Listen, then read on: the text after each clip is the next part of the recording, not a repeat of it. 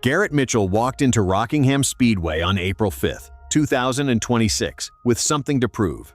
The world knows him as Cleetus McFarland, the 31-year-old YouTube personality with 4.67 million subscribers, the guy who built an empire on drag racing content, Crown Vics, and wildcard builds. But on this particular Sunday, none of that mattered. What mattered was what he could do behind the wheel of a real NASCAR stock car, on a real track, with real competition breathing down his neck.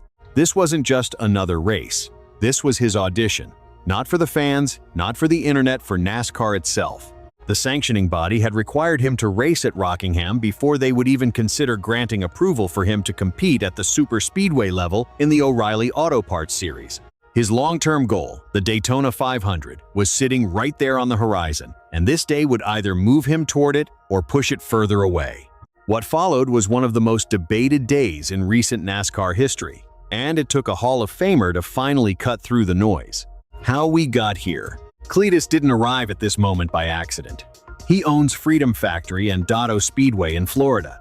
He spent years building one of the most loyal and engaged audiences in automotive content on the internet. His brand is authenticity, the guy who shows up, goes sideways, and makes it look like the most fun thing in the world. But beneath that, there has always been a real driver trying to grow. When Ty Dillon reached out on behalf of Richard Childress Racing, the deal came together quickly. The terms were simple but smart. Cleetus brings a massive social media following that NASCAR desperately wants access to.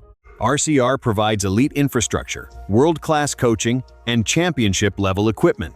Austin Dillon framed it plainly. Cleetus has a fan base that is massive, and RCR wants him to come in, be himself, and bring that world to his people. RCR Vice President Danny Lawrence put it even more directly. The organization was just as interested in learning from Cleetus as they were in teaching him. That's not PR talk. That's a racing organization recognizing a shift in how the sport reaches new fans. The morning. A career best.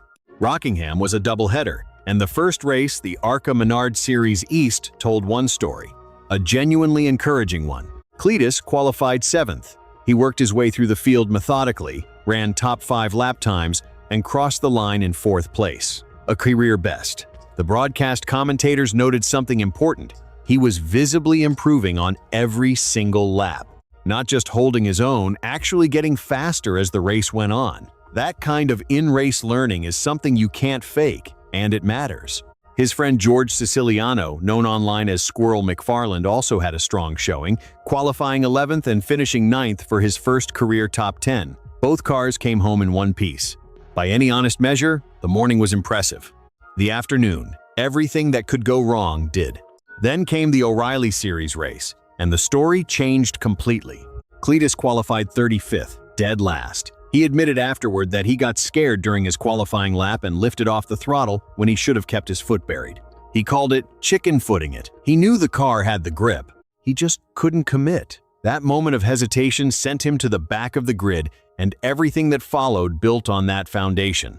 On only the 3rd lap of the race, he attempted a 3-wide pass on the inside going into turn 1. It was aggressive. It was too early. It didn't work.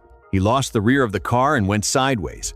He saved it, and that matters, but the damage was already done. In NASCAR, a slide like that generates extreme heat in the rubber. His tires were effectively destroyed for the rest of that run, and there was nothing he could do about it. The problems kept stacking up from there. He received a pit road penalty for pulling into his stall too early, then he spun out on his own by overdriving a corner, flat-spotting his tires in the process.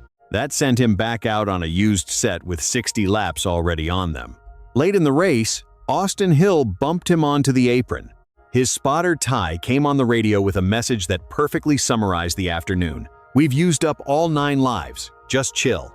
Cleetus crossed the finish line 30 seconds behind, 6 laps down. He finished 32nd. He finished, but the day had not gone according to plan. The critics pile on. The critics were ready and waiting.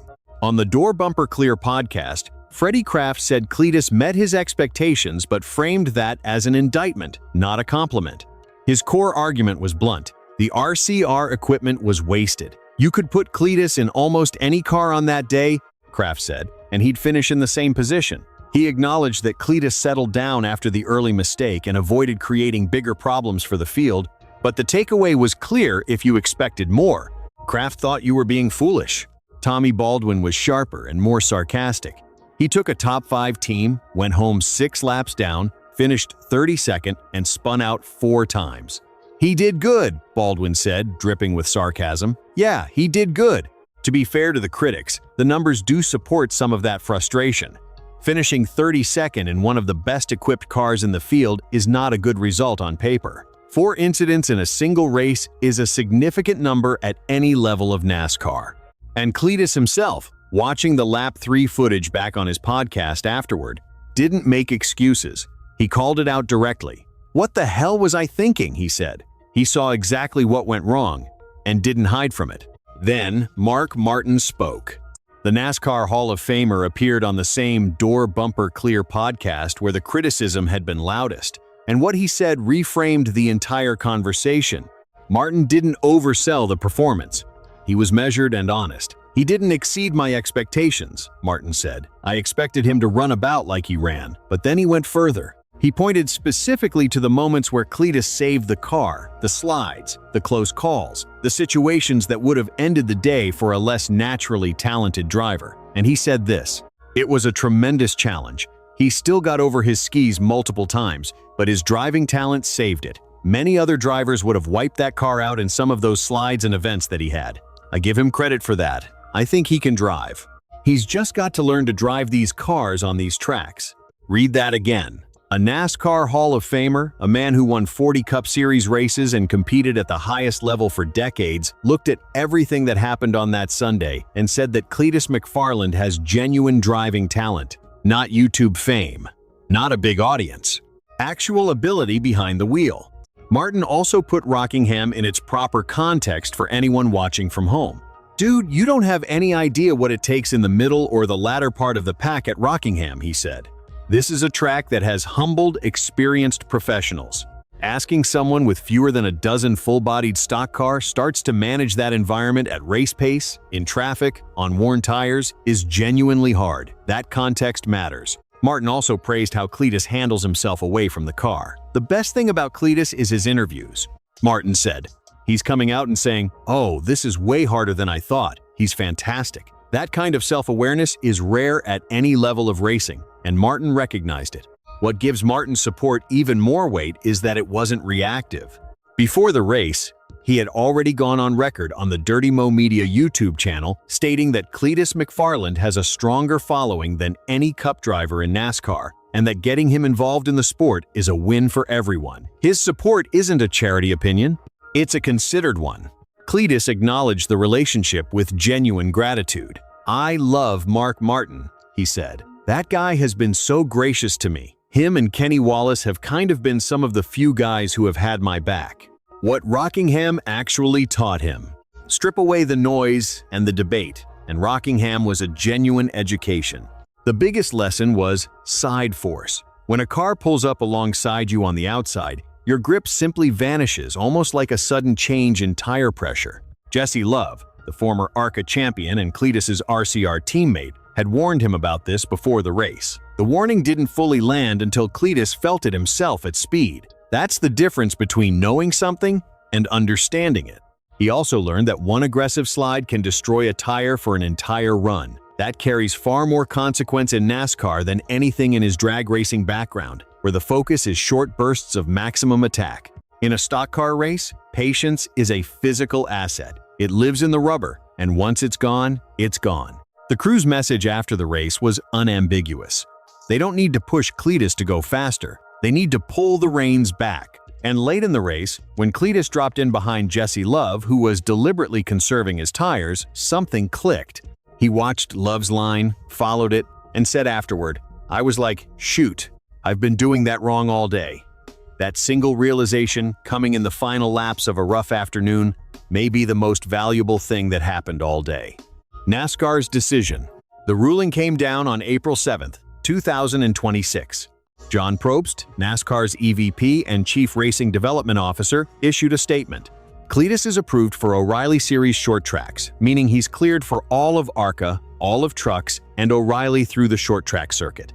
But Talladega and Daytona at the super speedway level remain on hold. We'd like to see more out of Cleetus in the short tracks, Probst said. We're not saying no, but there is more that we would like to see before we would approve him for Talladega.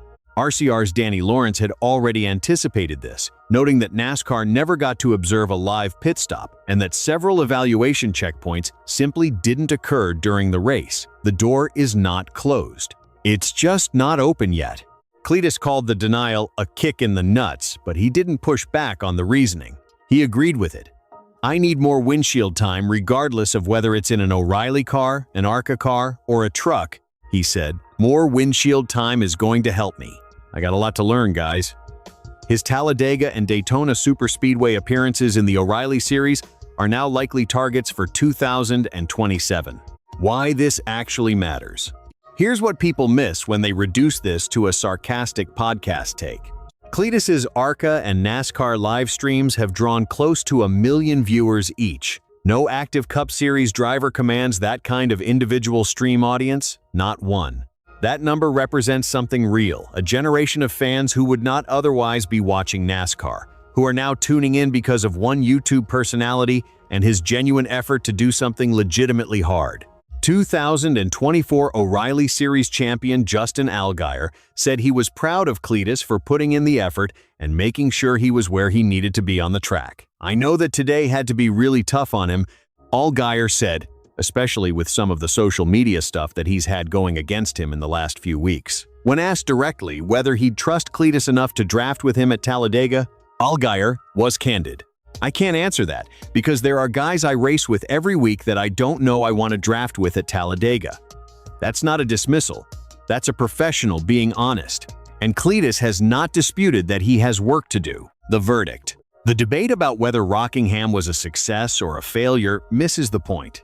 It was both in different parts of the same day. The ARCA 4th place was real. The O'Reilly 32nd was a hard lesson. The saves were genuine talent. The mistakes were genuine inexperience. And Mark Martin, a man who has forgotten more about stock car racing than most people will ever know, looked at all of it and said he thinks Cleetus McFarland can drive.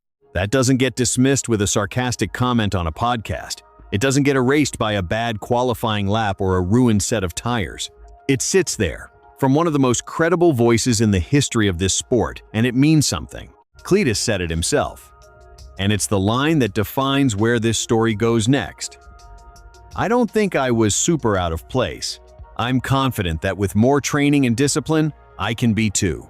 The road to Daytona just got longer, but it didn't get closed.